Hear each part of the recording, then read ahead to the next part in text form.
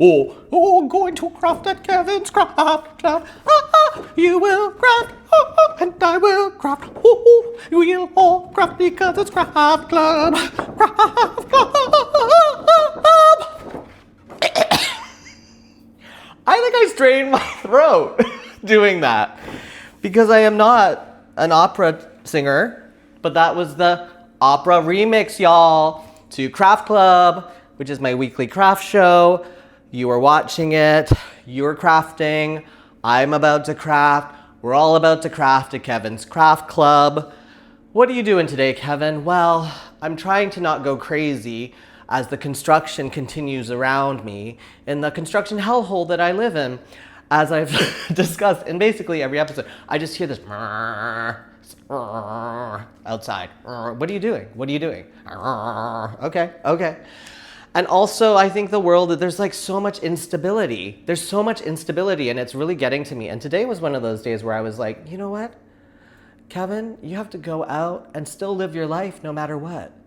And then I went out and I was like, oh no, you gotta go back. You gotta go back into your apartment and just hide.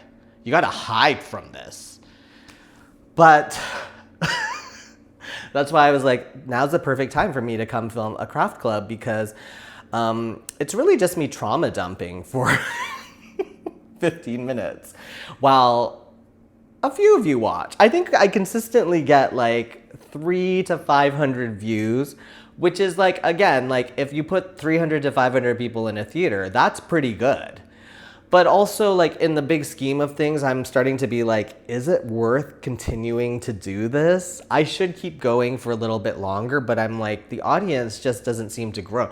I think YouTube is weird because YouTube Shorts makes you think that people watch your videos, but then it's the long form ones that people, I'm like, I don't think people do, except you. You're watching and I'm continuing to do it. I'm just thinking like, maybe I should just do Instagram and TikTok live and even YouTube live, because I don't know. Anyways, listen, I finally got into my Microsoft Outlook email so I could see my belated April, what was last month? March. What was our springity spring? Our springity spring, and some people have updated and I have found 6 of them. 6 that I missed. So let's go through them, y'all. Ellie's Pilot. We love Ellie's Pilot. It continues to grow. Ellie finished it, and those shoulders look amazing. I know that you said that you had to frog it a couple times, but listen, it looks so good. Continuing with your blanket. I love it. Nicola's Clapochet. Look at that. With beautiful color grading. I love those colors too. Is that one yarn that changes colors? Because that's what I'm currently using, that rainbow yarn from Karen, where it changes color. Or are you changing the yarn? Let me know, Nicola. I want to know. I want to know everything. Okay. Tien has a list. Can you see it? Okay, here. Tien's teeth socks. Oh yeah, it's the pink one in the corner here. Pink and purple here. There's also machine knit bunny, very cute. Brooklyn Raglan light, a sweater. I like the color of that. A plate of scarves. I think that's right there in the corner. And then a unicorn sweater. Look at all that work. Look at all that. Look at it. It's amazing. Oh my gosh. When you can knit and, like, I'm not a knitter, as you know. Knitting drives me crazy, so I love watching it. Here's Magali's Creations. Oh, look at all this. Okay, so there's like these little gnome bunnies, which I love for springity spring. Here's like, is this like a little rug? A throw rug for the floor. Intricate, beautiful. And I love the like texture of it too. And then look at this sweater or coat sweater. I love it. I love that with the flowers. It's so beautiful. Talented, all of you. What are you doing watching me? I don't know anything. I like pretty things. Here's Rose's creation. Look at this little, first of all, a little baby hat and little booties. Super cute. Love the color. Perfect for kids. And then this little purse here. Oh, how can I get close to this? Yeah. Can you all see that with the flowers? Little flower crochet purse. Love that. Are those granny? Yeah, those are granny squares. Get it. Love it. And here's Lorraine's purse. Look at this. That is so cute. I love the handles. That's it open. There's a lining. Smart. Because when I made that purse for hooks and needles, I was like, I feel like it needs lining just so nothing falls out of it. I love it. And that was it. 6 of y'all. I love it. And yeah, I was thinking about this because I was like, are the themes helpful? Or maybe we just don't have themes. Maybe this is the last month of themes and then we just make whatever and then at the end of the month we show each other. Because I feel like people are watching it whenever. And so they may not want to do the themes or they may not. Let me know in the comments if you think that's a good idea. Taking out the themes and just making it a free-for-all. Whatever you want to make, and then at the end of the month we still look at them. Because I still like to look at what everyone's making. And as you know, I am in the midst of my,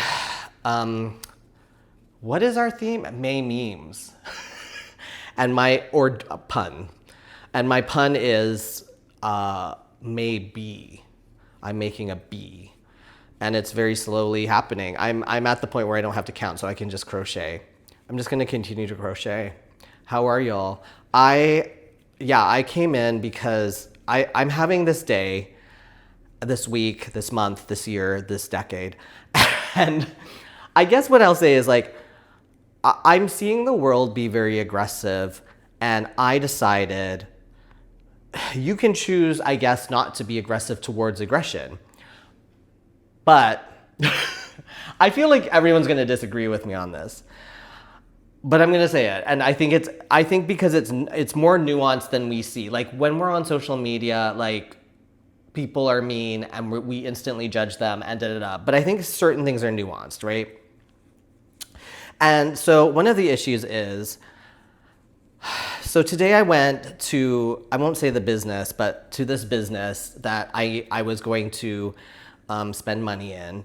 And they were kind of right away very rude to me. And here's the thing, like I have worked in retail too. Like the worst days, like Boxing Days and stuff. Like I know that retail is hard, but I also, and that people are being meaner, right? Like customers are meaner.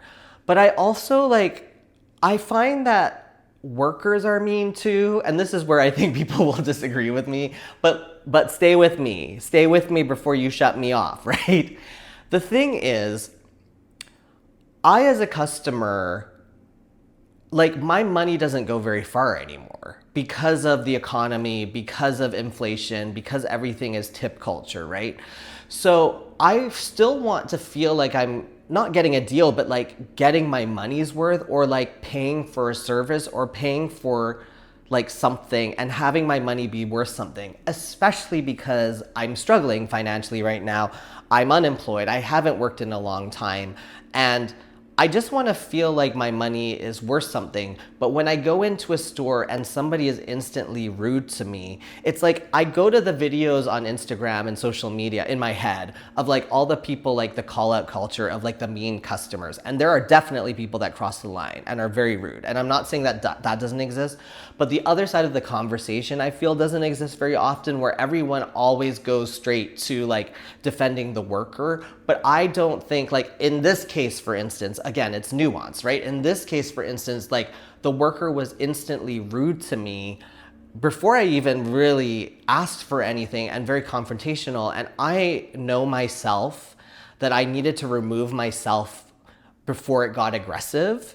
And so I did. Like I didn't purchase anything. I left and I did say like, I'm gonna leave, like this, I'm uncomfortable, right? And then I don't know, like I don't want to get people in trouble, but I also was like, I've been a customer of this business for over a decade, and It's just like people like label the Karen label really quickly, but I was like, I feel like sometimes though, you go in and you are right away antagonized, and then if you do anything, it's you as a customer. So I was like, I'm gonna remove myself from the situation, and then I'm gonna complain and be a Karen. Call me a Karen if you want. But I was like, there's no reason to be rude to somebody as they walk up to the like, I get that you don't want to work. I get that nobody wants to work. But on the other side, I, as a customer, when I spend money, it means something because I don't have a lot of it. So if I go up and I spend money, I want to feel good about the money I spend. I want to feel like it goes to a good cause or to a good company or to people that care or to people that are kind. Like, I know that's maybe nuanced in 2025 because how can you? So many corporations out there, you know, but I'm like, I just feel like my money is not worth it if the people are mean. Tell me you disagree. Because I feel like every time we watch these videos on social media of like people freaking out, and I'm like, yeah, but what's the context, right? And we don't always know the context. It's like whoever gets on social media first or whoever gets the video first, right? And I'm not trying to negate it because the other thing too is like, I don't want to say the other thing that I want to say is that it's because I used to be a good boy. Like, I was raised to be the submissive person that always is like, oh no, you can treat me badly, right? Like, you're supposed to be nice to everyone even if they're nice to you, and that's how I was raised. But it's not good for me in middle age. It's not good for me because I snapped. I'll snap because I go like, no, I have now seen that the world does not work that way. I have now seen that like our elected officials take what they want and they don't care. They don't care, right? And it's not that I shouldn't care, but it's like, I need to stand up for myself. But when you have not stood up for yourself, you're basically your entire life, then standing up for yourself feels like aggression. And it feels like, so when I said something and when I left, I felt like that is the type of video that would have made me a Karen, right? Like if it had escalated, even though when I stepped up to that register, this person was dismissive of me for whatever reason. I don't want to say what the reason is, but for whatever reason, she was immediately dismissive of me. And I knew that because you cannot explain why, you can't be like, well, she was mean to me, right? Because people don't understand that. People don't believe that. I knew that I had to remove myself from the situation. And then when I had a cooler head, either decide to say something or not say something. But now I am like all on the other side of like taking care of myself and standing up for myself, as you know, because you know that I called out the hotel people too. But it's better to walk away. I think the lesson is it's better to walk away and think about it first instead of being in the moment and exploding in the moment. Like, know yourself, but also like we are thinking on a one-sided way, which I think is like the worker is always right. When sometimes it's both. The world is nuanced. You cannot always say that the worker is right, because sometimes the worker doesn't want to be there, and there is that attitude right now because no one's getting paid enough. Listen, I get it from all sides. Again, it's nuanced. This is not something that I could talk about, you know, on a 1-minute reel because people would just come to conclusion, but I feel like I told you all sides. And if there's any reason to keep doing Craft Club, it's that I can complain for a full 15 minutes instead of just a short 1 minute. I can do the full 15 minute and talk about the nuance within the complaint. And that's why I love it, and I hope that you love it too and continue to watch. Let me know what you think about that crazy story. It's another unhinged episode of Craft Club. Craft Club. We're all gonna craft at Kevin's Craft Club. You will craft and I will craft and we'll all craft because it's Craft Club.